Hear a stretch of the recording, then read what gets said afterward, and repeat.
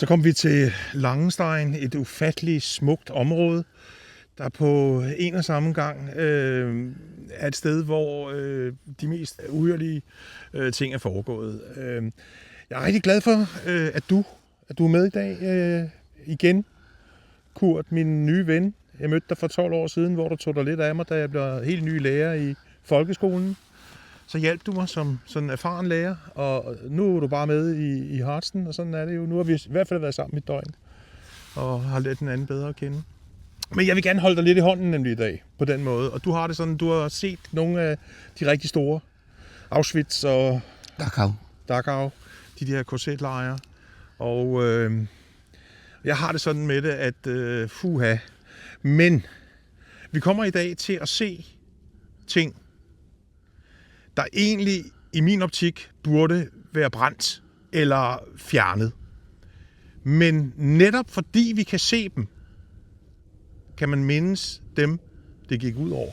Og jeg tror, det er noget med det at gøre. Og det har jeg ikke haft lyst til at se alene. Tak fordi du er, Kurt. Lad os komme afsted.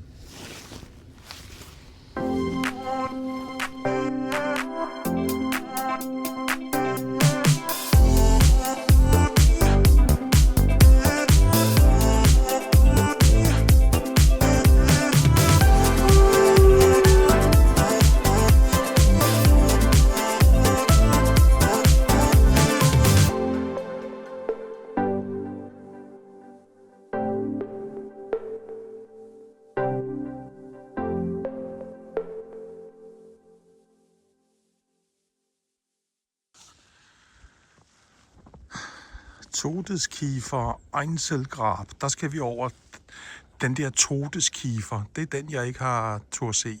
Ja. Det er hængetræet. Ja, hængetræet. Det var der, man hang folk. Og så er der massegrave, og hvad står der? Waschanlag. Todesmarsch. Det var der, da de allierede kom.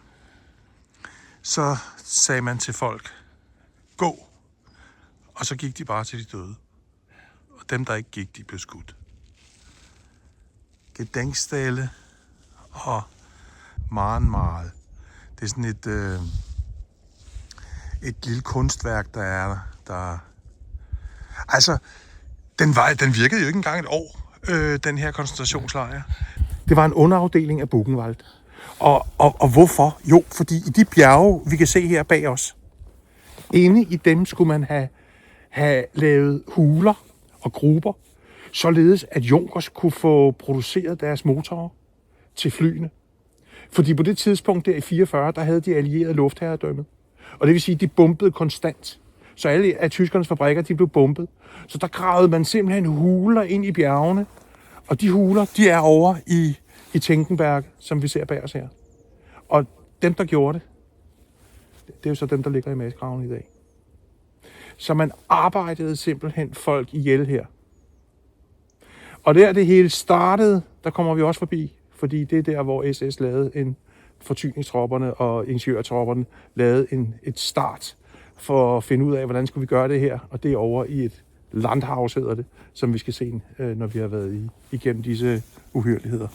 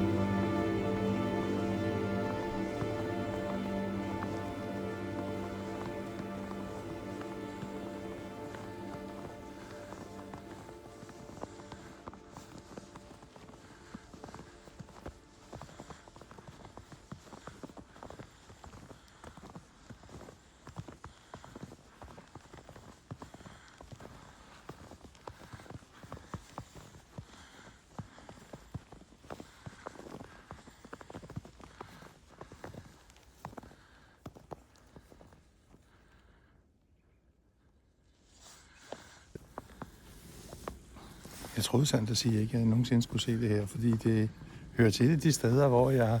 Altså, det er den mest grusomme historie, jeg kender i... Altså, nogensinde. Jeg er historielærer, ikke? Det er... Altså, hængetræet her blev brugt til at hænge dem, der forsøgte at flygte. Men SS lå de andre fanger hænge dem. Så de kunne se, hvad der skete. Og fangerne skulle så hænge deres medfanger. Det skrækker advarsel. Og der var en af dem. Og det her, det er virkelig sådan en, jeg gyser. Altså, nu har jeg altså virkelig gåset ud, ikke? Det var en russer. Og de blev stillet op på tønder og af deres medfanger, og så skulle fangerne jo altså fjerne de tønder og rulle de tønder væk.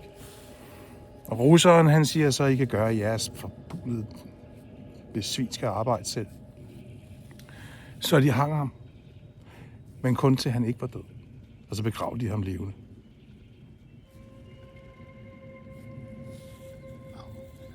Ja. Og jeg tænkte, da jeg hørte den historie, tænkte jeg, hvorfor brænder man ikke det træ? Hvorfor? Ikke? Ja. Men netop af den årsag, at vi skal stå og fortælle den historie i dag. Og historien ikke må gentage sig. Og at man er klar over, hvad det var, der skete, ikke? Så han ikke har... han stod ikke efter det forgæves.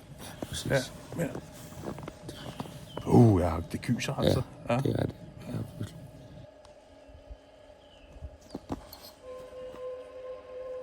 det er ham, der tænkte om. Ja. Det er det selvfølgelig. Det er det selvfølgelig. Det er jo ham, der kommer frem nu og viser sig selv. Ja.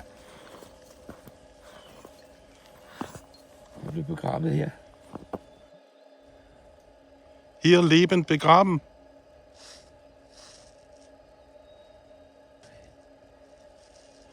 Der fik vi navnet.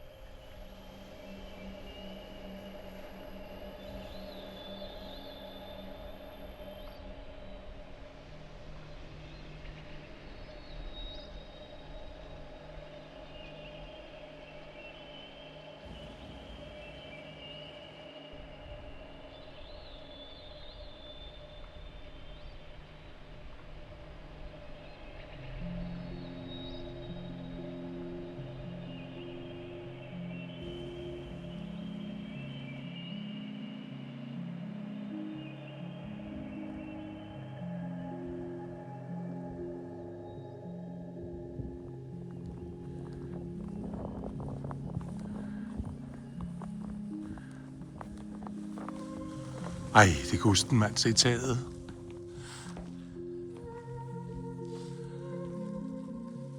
...400 mennesker herinde. Det sætter det hele lidt i perspektiv.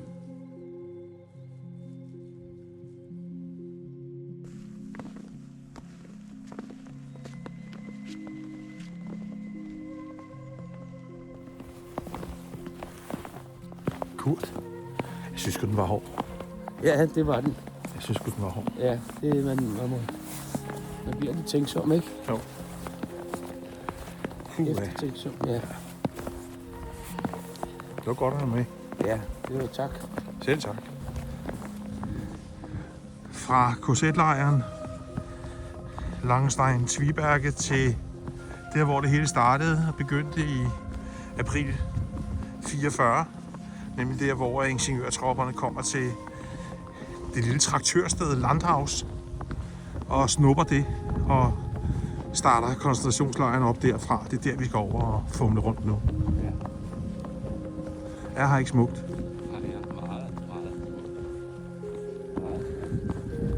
Tænkenværke. Og det var altså inde i de bjerge her, de fangerne byggede huler, så de kunne lave junkersmotorer.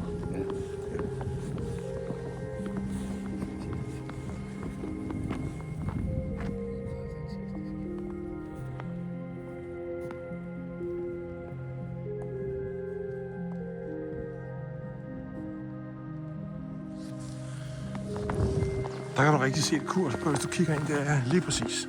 Kunstige derinde. Ja. Kunstige volde, Ja. som er altså fra udgravningsmateriale fra de her grotter. Ja. Og så sprayfarvede de dem med camouflagefarver, Ja. så flyene ikke kunne se dem. Ja. Det er rigtigt. Det kan jeg godt se. Hold da.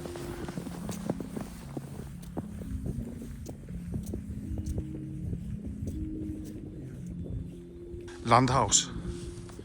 Det var her, det hele startede. Og det var her, SS rykkede ind, ingeniørtropperne, for at planlægge Langenstein. Og der, hvor de første hæflinge, de første indsatte, de kom til. Der skal vi ind. Der skal du bare se, du.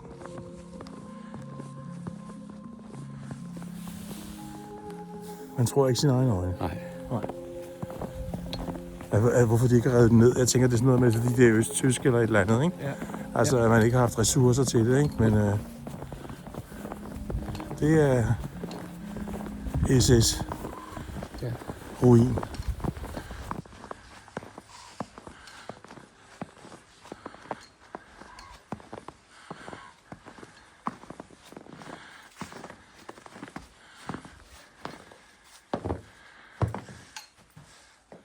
Langt ude, ikke? Uhyggeligt. Ja. Og ved du, hvad der er mest uhyggeligt? Prøv at kigge herhen.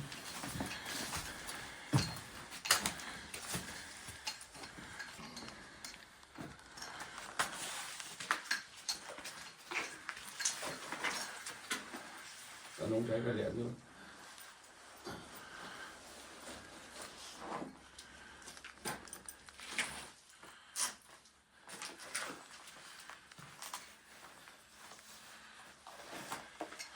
Skal vi få en kop kaffe? Ja.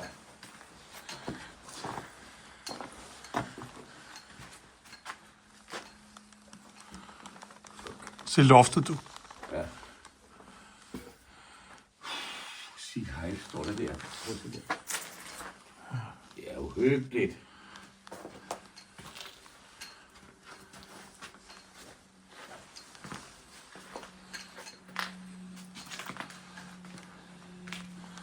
Skal sidde her.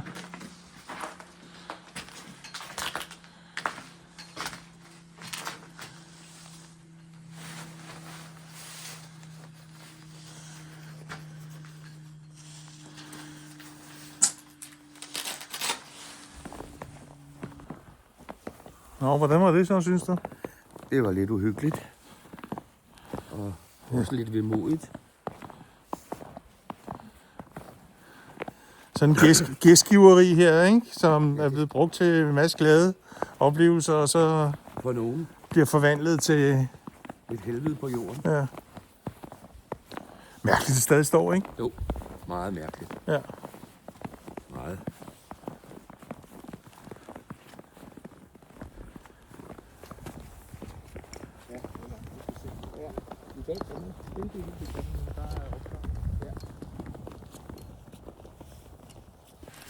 Der var Operation Malakit, Ja, Malakit, ja. kaldte de den, når de skulle gemme de der fabrikker, der lavede Junkers-motorer. Ja. Så gravede de huler der og fik koncentrationslejrfangerne til det. Og i dag, der viser det sig faktisk, at det er det største tyske underjordiske system her. Og efter krigen, der brugte man de her huler til at opbevare østtyske mark i.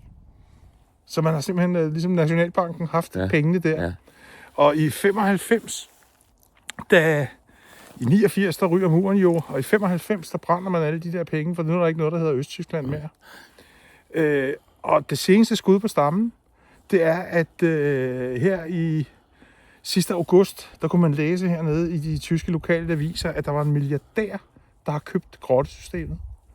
Og han vil lave refugier for milliardærer.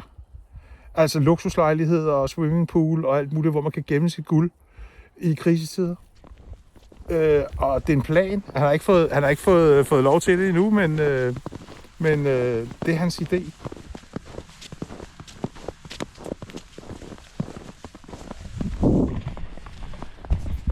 Ved du noget om fronterne i 1. verdenskrig? Ja.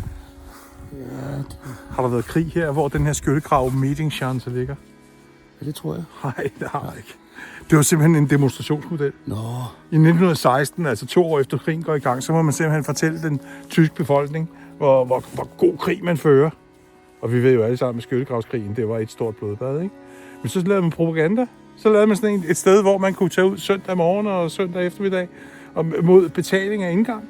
Og så se, hvordan en skyttegrav ser ud. Det er det, vi skal hen nu. Meetingschanze. Ja, det vil jeg nok sige. Kom med her.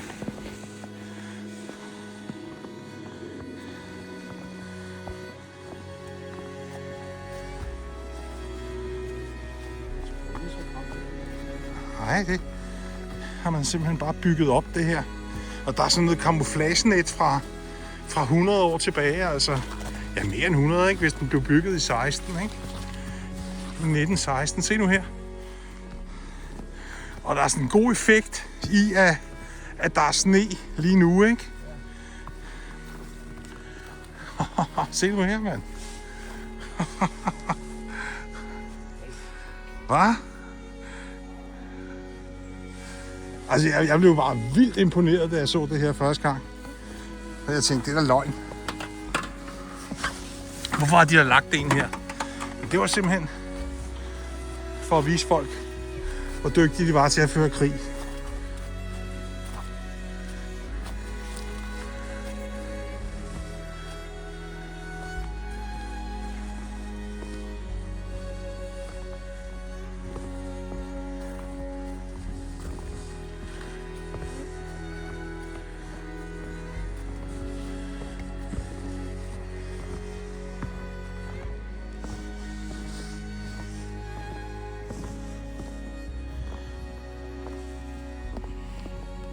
Det giver da en helt speciel stemning, når nu er sneen også ligger her, så man kan forestille sig, hvordan det har været. Ja. Vi mangler bare rotterne, ikke? Og de døde.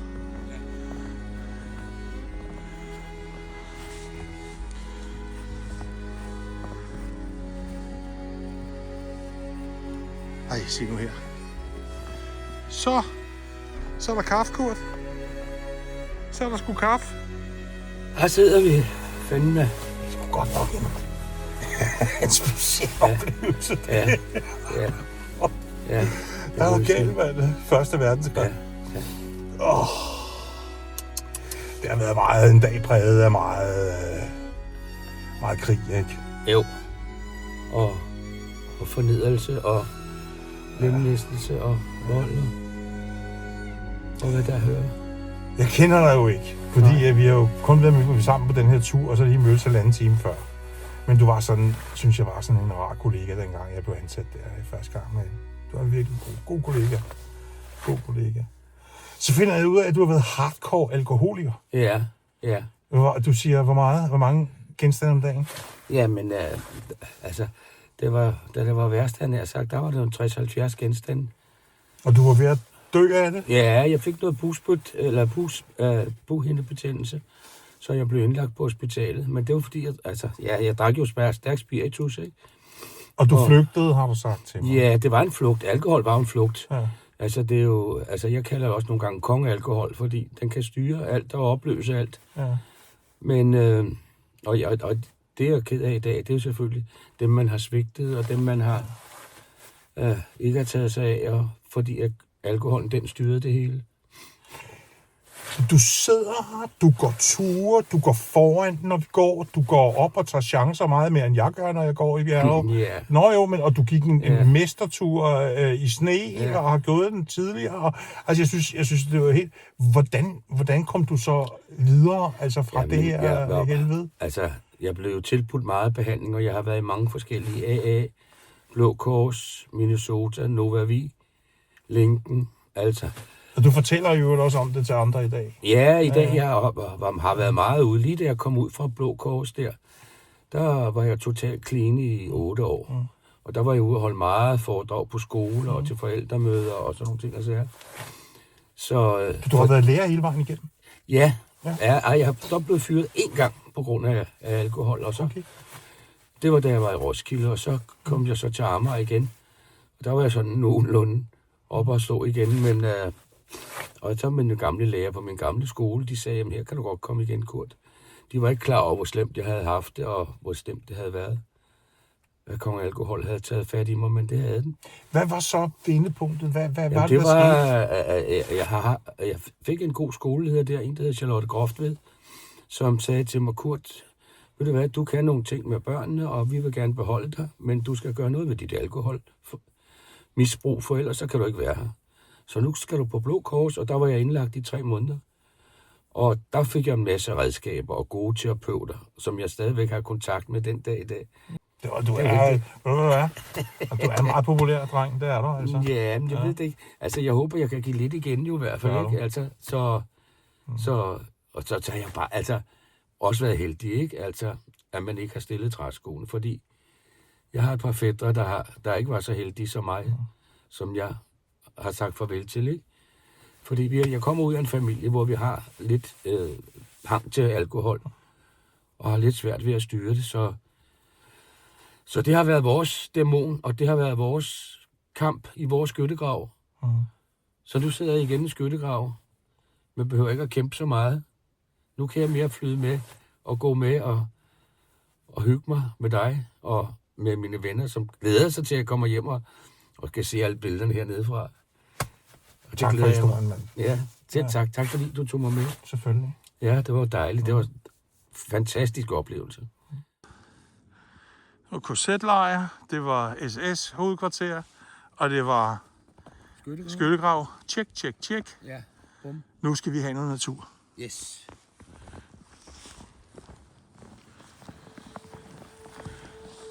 En rovfugl. Dem ser man ikke så mange af. Er det det? Prøv at se halen. Ja, se. Ja.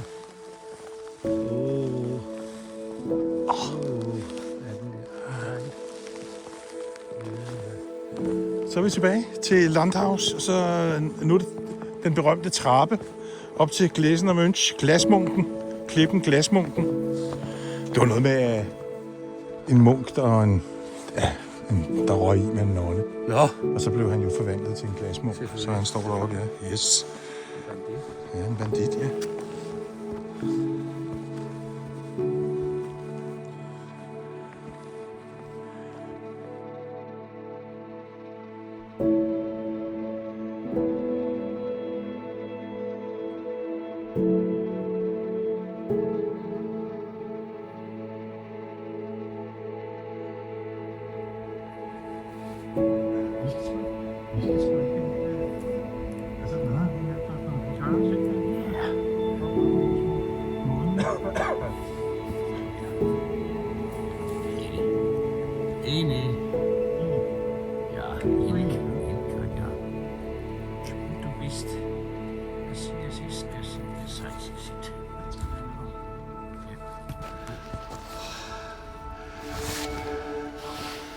Gläserner Mönch.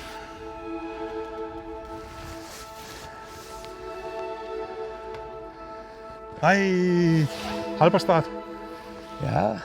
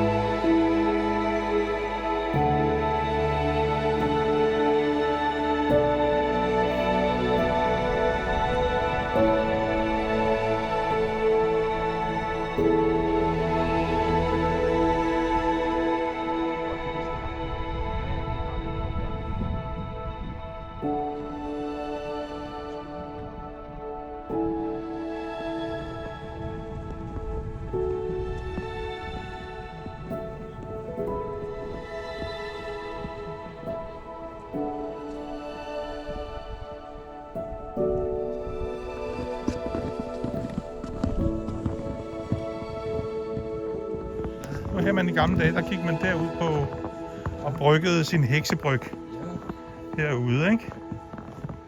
På Fugsklæbe. Fugsbag.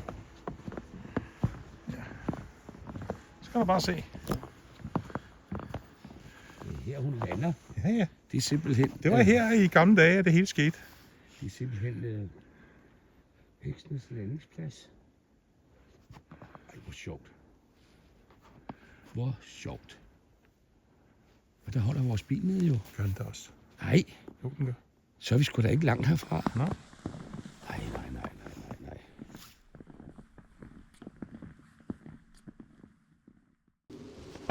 Det var Vandremand for denne gang. Den grusomme tur. Nogle steder var. Vi var i koncentrationslejre. Vi var i en ruin for SS. Og vi var endda i en gammel støvet skyttegrav fra 1. verdenskrig. Og så var vi oppe at gå på en god kamp. Og selvfølgelig i Gläsner Münch. Husk at like mig på...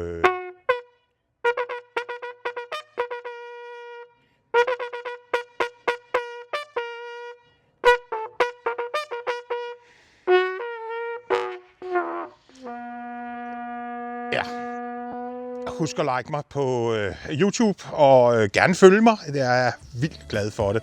Og vær en tur er et eventyr. Og Kurt, han skal hjem i morgen.